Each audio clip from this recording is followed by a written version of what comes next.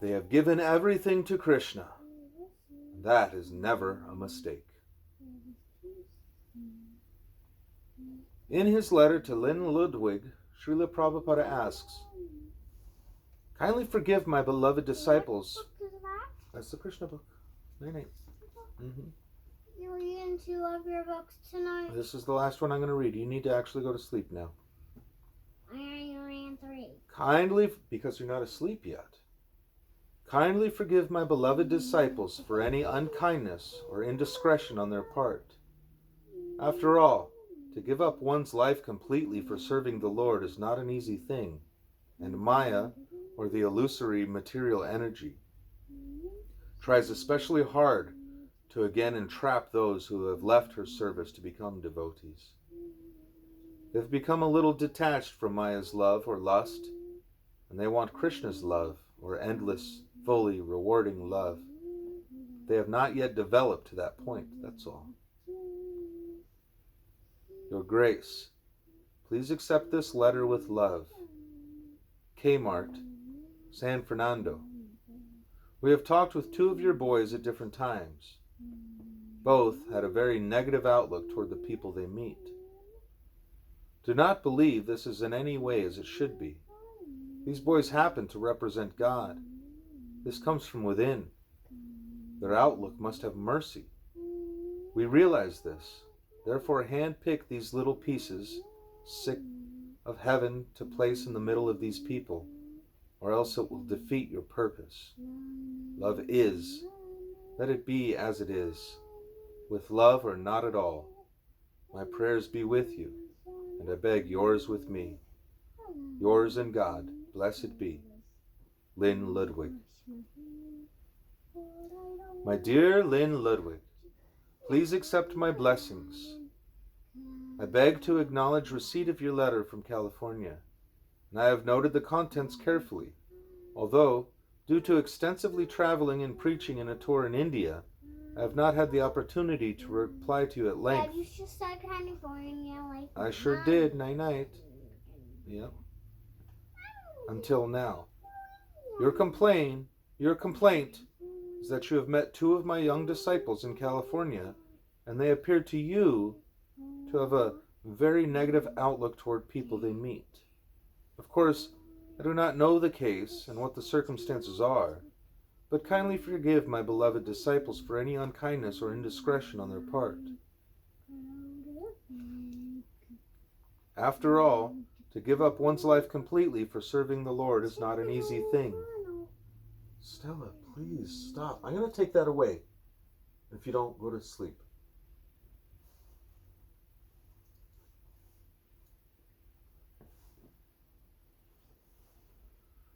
Therefore, in order to withstand the attack of Maya and remain strong under all conditions of temptation, young or inexperienced devotees in the neophyte stage of devotional service will sometimes adopt an attitude against those things or persons which may probably be harmful or threatening to their tender devotional creepers.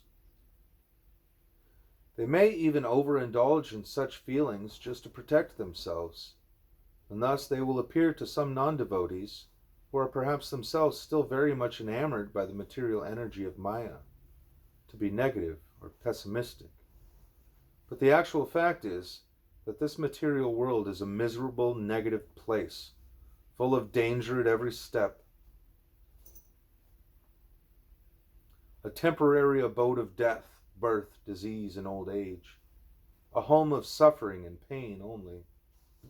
To come to the platform of understanding these things as they are is not very common, and therefore persons who attain to it are described as great souls.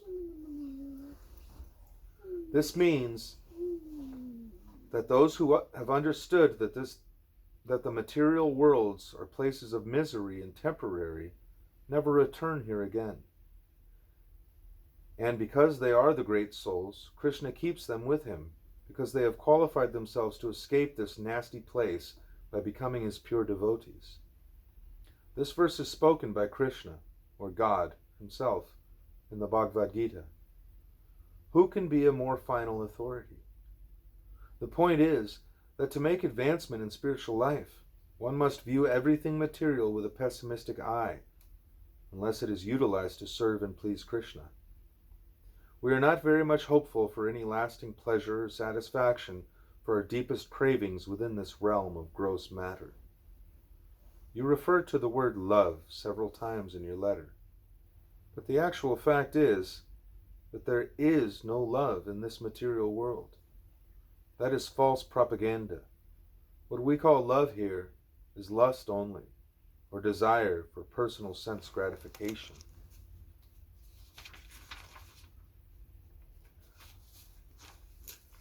Krishna tells Arjuna, his disciple, that it is lust only, which is the all-devouring, sinful enemy of the world. In the Vedic language, there is no word for materialistic love, as we call it in the present day. The word kama describes lust or material desire, not love. But the word which we find in the Vedas for actual love is prema, meaning one's love of God only. Outside of loving God, there is no possibility of loving. Rather, there is lusty desire only. Within this atmosphere of matter, the entire range of human activities, and not only every activity of human beings, but all living entities, is based upon, given impetus, and thus polluted by sex desire, the attraction between male and female. For that sex life, the whole universe is spinning around and suffering. That is the harsh truth. So-called love here means that you gratify my senses, I'll gratify your senses. And as soon as that gratification stops, immediately there is divorce, separation, quarrel, and hatred. So many things are going on under this false conception of love. Actual love means love of God, Krishna. Everyone wants to repose his loving tendency in some object, which is, in his opinion, worthy. But the question is one of ignorance only, because people have a poor fund of knowledge about where to find that supreme lovable object who is actually worthy to accept and reciprocate their love. People simply do not know. There is no proper information. As soon as you have some attachment for anything material, it will kick you upon the face, deteriorate, disappoint you. It's bound to dissatisfy and frustrate you. That's a fact. But these young boys in your country and all over the world are accepting. Yes, that is a fact. And they are getting the right information from Krishna. After many births and deaths, he who is actually wise surrenders unto me, knowing me to be the cause of all causes and all that is. Such a great soul is very rare. Again, Krishna used that word, Mahatma, great soul. Therefore, our devotees that you have met are not ordinary boys and girls. No. They're to be considered actually wise, great souls, because they have experienced in many births the miserable disease of material life and have become disgusted. Therefore, they are seeking higher knowledge. They are seeking something better. And when they find Krishna and surrender unto him, they become Mahatmas. You are actually situated in knowledge. They become Mahatmas who are actually situated in knowledge. This material world is just like a prison house. It is a punishing place meant to bring us to that point of becoming disgusted, surrendering at last to Krishna, and going back to our original nature of eternal life and bliss and complete knowledge. Therefore, it is to the credit of these devotees that they have done what is Sudurlabha, very rare among all men in human society. But surrendering to Krishna, one will find the final object in which to invest his love, God. Love of God is present in everyone, just like fire in an unlit match. But it is covered over. But if one somehow or other develops his dominant love of God and Krishna becomes his supreme adorable object, supreme friend, supreme master, or supreme lover, then he shall never again become disappointed or unhappy. Rather, because his loving propensity is rightfully placed. The devotee whose life is surrendered to Krishna is always enjoying great satisfaction and bliss, and he is constantly enlightened, always positive, not negative, as you say.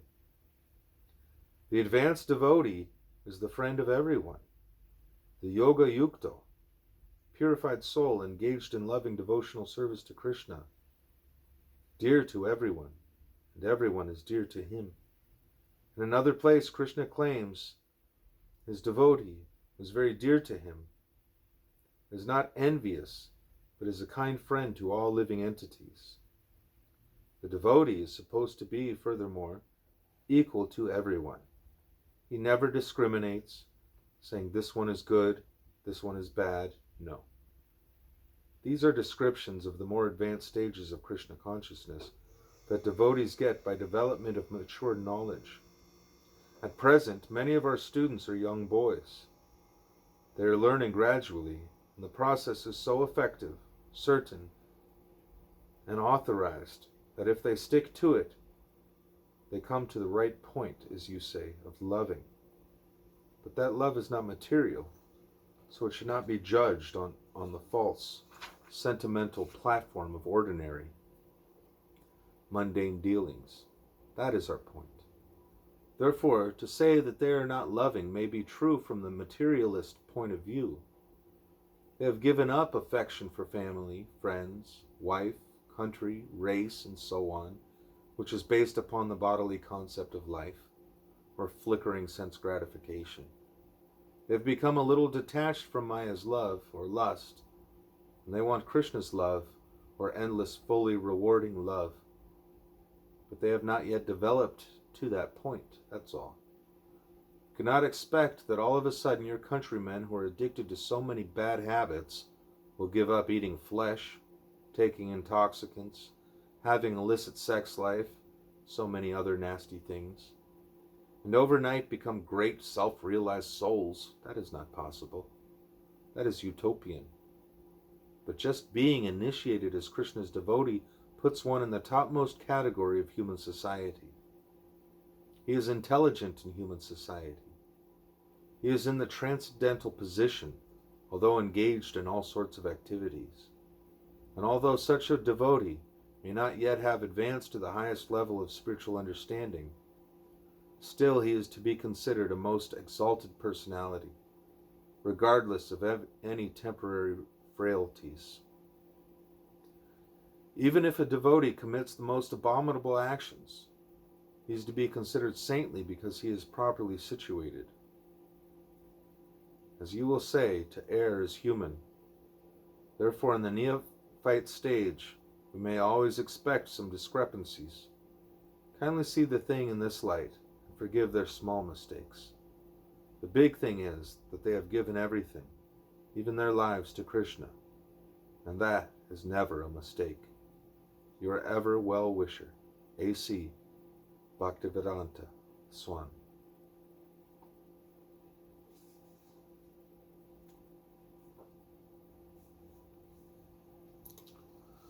Haribol.